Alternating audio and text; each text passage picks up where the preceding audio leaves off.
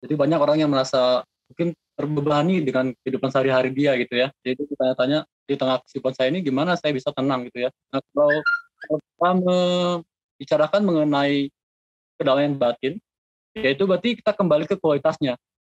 Jadi kalau kita menilik dalam batin, maka kita akan tahu bahwa kalau kita ingin mengembangkan batin kita, itu tentu sebuah proses ya, proses yang panjang. Lalu perlu disadari bahwa ketenangan batin itu tidak bergantung pada faktor-faktor eksternal. Jadi kalau ada yang bertanya di tengah kesibukan saya, gimana saya bisa tenang? Ya kita harus bertanya ke diri kita sendiri, sejauh mana kita berhasil melatih batin kita. Karena kalau kita melihat contohnya gitu ya, dalam kehidupan sehari-hari, banyak kan ada orang-orang yang memiliki banyak pekerjaan, banyak kegiatan, lalu dia stres. Tapi itu kan tidak berlaku untuk semua orang. Ada juga orang yang mempunyai banyak kegiatan, sibuk, tapi dia masa senang, beda ya. Lalu ada juga sebaliknya orang-orang yang mungkin memiliki banyak waktu luang, untuk melakukan semua yang dia mau, tapi ada yang stres juga loh dari orang di kondisi ini. Artinya kalau kita ingin memperoleh ketenangan batin, yaitu bukan tergantung pada faktor eksternal, tapi bagaimana kita berhasil mengembangkan kualitas batin kita. Jadi semakin baik kualitas batin kita, maka faktor eksternal itu akan semakin sedikit pengaruhnya terhadap keseimbangan batin kita. Jadi seperti itu ya. Jadi nggak ada cara mudah untuk itu. Tentu kita perlu belajar bagaimana kita bisa mengasah batin kita. Sehingga kita bisa dengan jelas membedakan mana kondisi batin internal, lalu mana faktor-faktor eksternal, dan tidak lagi terpengaruh secara kuat oleh faktor-faktor eksternal. Jadi kita harus bergantung pada kekuatan internal kita. Itu gunanya belajar. Kalau ingin mengasah batin, ya tentu kita harus meluangkan waktu. Itu ya. Jadi jangan berpikir bahwa proses mengolah batin itu menyenangkan. Nah, seperti itu ya. Artinya ada sesuatu yang harus kita korbankan, ada waktu yang harus kita luangkan, yang kita gunakan khusus untuk melatih batin kita. Karena kita kan sehari-hari selalu sibuk. Kadang-kadang kita seperti terbelenggu oleh kegiatan kita. Sepertinya kegiatan itu yang mengatur kita, bukan kita yang memilih untuk melakukan hal itu. Nah, itu untuk bisa memiliki kemampuan memilih ini, kita harus meluangkan waktu tentu saja. Jadi belajar seperti apa? Ya belajar mengenali diri kita. Kalau kita bertanya pada diri kita, apa sih yang cenderung membuat saya stres? Misalnya kita punya rencana, lalu rencana itu nggak sesuai dengan harapan kita. Nah di situ kan kita perlu menyadari ya bahwa kita mungkin bisa membuat rencana yang luar biasa, yang sempurna, tapi kenyataannya semua itu nggak selalu berjalan sesuai harapan kita. Artinya segala sesuatu itu berubah. Lalu segala sesuatu itu dipengaruhi oleh banyak faktor. Bukan hanya upaya kita sendiri ya. Dan kenyataannya ada juga faktor-faktor yang tidak bisa kita kendalikan. Misalnya besok pagi kita berencana untuk misalnya pergi hangout dengan teman-teman kita gitu ya, untuk bersenang-senang. Tapi ternyata besok pagi hujan. Itu kan sesuatu yang nggak bisa kita atur ya. Itu kan faktor alam gitu ya. Nah kalau kita tidak menyadari bahwa ada faktor-faktor yang nggak bisa kita kendalikan, ya mungkin kita akan stres, kita mungkin marah gitu. Kenapa hujannya hari ini gitu ya? Gitu. Jadi belajar menerima keadaan, lalu berusaha mengenali diri kita. Karena bisa jadi kita terlalu dipengaruhi oleh keinginan kita. Ego kita sangat besar, sehingga kita berharap bahwa semua itu berjalan sesuai harapan kita. Pada kenyataannya tidak seperti itu. Karena semua bergantung pada kebajikan kita. Dari mana kebajikan yang datang? Dari upaya kita mengumpulkannya dan belajar.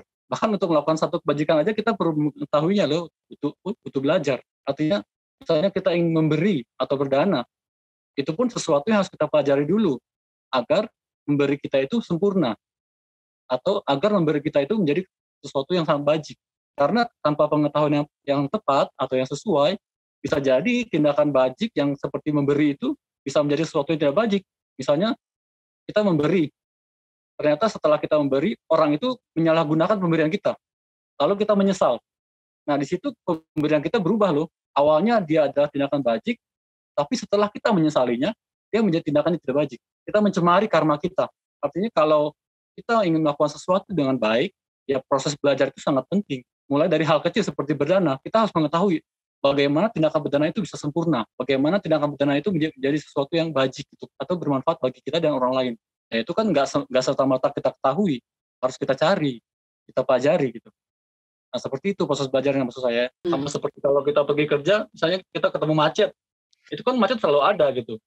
Tapi Mm-mm. kenyataannya kalau batin kita lemah, kadang kita ngomel kan di tengah macet itu, padahal setiap hari kita menghadapinya loh gitu. Kadang Mm. kita nggak menyadari hal itu.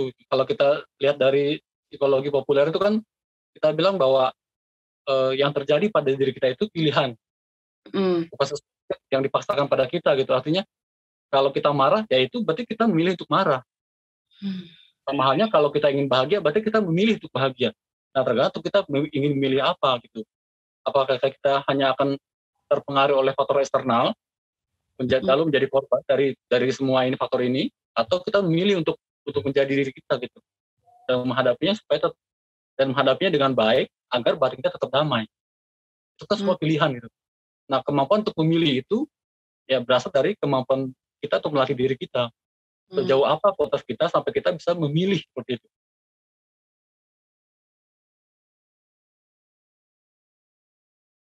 Nah, sebetulnya kalau kita lihat dalam ajaran Buddha itu nggak ada yang namanya larangan. Artinya larangan-larangan atau batasan-batasan yang dimiliki oleh orang itu tergantung pada sila yang diambil. Artinya itu tuh bukan sesuatu yang bersifat umum. Seperti aturan-aturan sila itu kan hanya berlaku bagi mereka yang meminta dan menerimanya. Artinya kalau orang itu tidak memegang sila, maka dia tidak memiliki larangan itu. Tapi karma itu berlaku untuk semua orang tentu saja. Sebab akibat itu berlaku untuk semua orang. Itu kan universal sifatnya. Tapi kalau berkaitan dengan poin latihan, itu bergantung pada mereka yang mengambilnya atau tidak. Artinya, kalau seseorang itu mengambil sila berlatih untuk tidak membunuh, nah ketika dia membunuh, berarti dia sudah melanggar larangan dia. Karena dia sudah berjanji untuk mengambil sila itu. Lain halnya dengan orang yang nggak punya sila itu atau tidak memegang sila itu. Ketika dia membunuh, maka dia tidak melanggar sila. Tidak ada larangan yang dia langgar. Kenapa? Karena dia tidak mengambilnya. Jadi kalau dibilang adakah larangan-larangan yang bersifat umum bagi semua umat Buddha, itu nggak ada. Tapi tentu saja untuk bisa melatih batin kita kan butuh batasan. Karena itu kita mengambil sila. Nah, perlu diketahui bahwa mengambil sila atau berlatih mengambil sila itu sangat berguna bagi perkembangan batin kita. Karena kalau tanpa batasan, batin kita itu akan bergerak semaunya. Dia akan menjadi kacau. Dia perlu dimasukkan ke dalam frame tertentu. Lalu setelah itu kita baru bisa melatihnya, baru kita bisa mengarahkannya. Jadi meskipun sila itu tidak berlaku untuk semua umat Buddha, tapi tentu saja dianjurkan bahwa semua umat Buddha mengambil sila itu. Karena dia poin latihan yang sangat penting. Karena dia juga adalah salah satu sebab kita terlahir sebagai manusia. Jadi sangat penting poinnya ya. Jadi apakah ada larangan yang bersifat umum untuk semua orang? Nah, tidak ada kalau ada umat Buddha.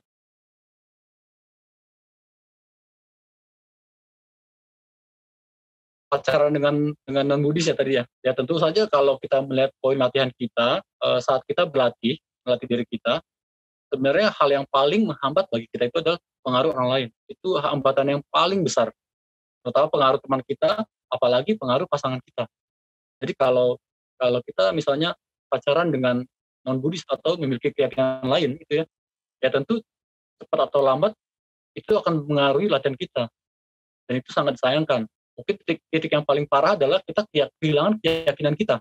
Padahal awalnya kita mungkin sangat yakin bahwa praktek yang saya lakukan ini sangat baik, sangat bermanfaat bagi batin kita. Tapi karena pengaruh pasangan kita jadi teralihkan. Itu akan sangat disayangkan. Karena itu tidak disarankan untuk pacaran dengan orang yang berbeda keyakinan dengan kita. Karena itu bukan berarti merendahkan keyakinan lain, bukan seperti itu ya. Tapi ini berkaitan dengan perkembangan diri kita pribadi. Karena kan saat kita berhubungan dengan orang lain, atau terutama dengan pasangan kita ingin berkembang bersama gitu. Bukan satu pihak mengarahkan pihak lainnya ke arah yang lain gitu. Bukan seperti itu ya. Tapi harusnya kita berjalan beriringan. Jadi akan lebih baik kalau kita bisa bergerak dalam satu keyakinan.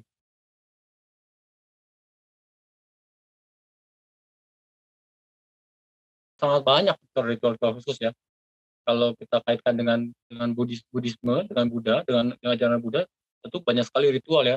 Tapi itu tentu tergantung pada budayanya juga gitu ya. Kalau kita bicara misalnya Buddhisme atau Buddha yang Mahayana Cina, tentu ada ritual tertentu di sana. Lalu kalau kita bicara misalnya Buddhisme Tibet, itu ada ritual lagi yang di sana. Artinya sebagian besar itu pun dipengaruhi oleh budaya. Karena kan kalau kita lihat ke belakang, ketika zaman Sang Buddha itu kan berarti belum ada ritual. Belum ada ritual. Jadi ritual itu baru disusun setelah Sang Buddha itu parinirwana. Tapi apakah itu berarti bahwa ritual itu tidak berguna? Ya tentu tidak ya. Ritual itu sangat bermanfaat gitu ya.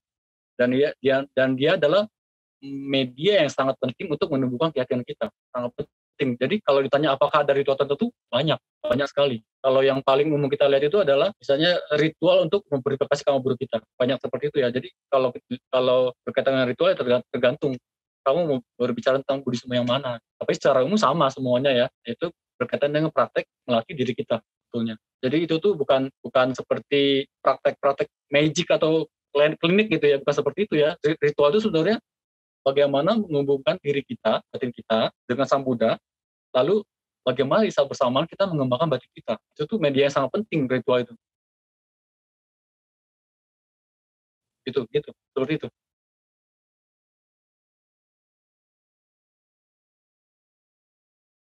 Tentu beberapa ritual ada yang bisa dilakukan oleh semua orang, tapi juga ada ritual terkhusus yang hanya bisa dilakukan oleh orang yang telah mengambil sila atau mengambil praktek tertentu gitu. Karena kan setiap ritual itu selalu berkaitan dengan sebuah praktek. Nah, tentu ada prasyarat untuk melakukan praktek itu gitu ya. Artinya meskipun kita umat Buddha, tapi nggak semua hal itu kita bisa praktekkan karena semua bergantung pada level kita, level batin kita atau level latihan kita. Kenapa itu penting? Karena kalau kita serta-merta mengikuti sebuah ritual, tapi tanpa dibarengi oleh kualitas atau pengetahuan yang tepat, kita mungkin akan salah paham. Kita mungkin akan salah paham seperti itu. Jadi artinya sebuah ritual itu tentu harus dilakukan dengan tingkat pemahaman yang sesuai. Jadi nggak bisa disamaratakan seperti itu ritual itu. Jadi apakah ada syaratnya? Ya ada syaratnya. Betul ada syaratnya. Jadi untuk praktek ritual tertentu itu ada syarat yang harus dipenuhi. Makanya kalau bisa muncul kesalahpahaman seperti itu, karena mungkin saja orang yang salah paham ini karena dia melakukan praktik ritual yang tidak seharusnya dilakukan karena dia belum mencapai tingkat pelajaran seperti itu gitu. Makanya karena itu dia nggak paham. Karena ketika kita memahaminya, lalu memahami makna dari ritual itu, kita akan tahu gitu bahwa itu tuh poin praktik, bukan sesuatu yang bersifat magis. Gitu. Sekarang kamu tidak tahu karena kamu belum belajar. Artinya kamu belum memenuhi syarat untuk memperoleh pelajaran itu sehingga kamu bisa melakukan ritual itu dengan baik dan memahami maknanya. Jadi jangan ketika kita belajar merangkak tapi kita ingin berlari gitu. Nggak seperti itu caranya ya. Artinya dari saat kita merangkak itu kita belajar berjalan dulu, baru kita berlari. Seperti itu sama. Semua praktek kan ada tingkatannya. Artinya kita nggak bisa serta-merta, oh saya ingin melakukan praktek tingkat tertinggi. Nah, tapi kan bahkan untuk mencapai gunung tertinggi pun kita harus mulai dari bawah dong, dari lembah dong. Seperti itu. Sama halnya praktek-praktek tertinggi itu ya harus diawali dengan dasar-dasar yang tepat. Step by step baru kita layak untuk melakukannya dan kita memahami dengan benar, maka pada saat itu kita nggak akan lagi tuh salah paham.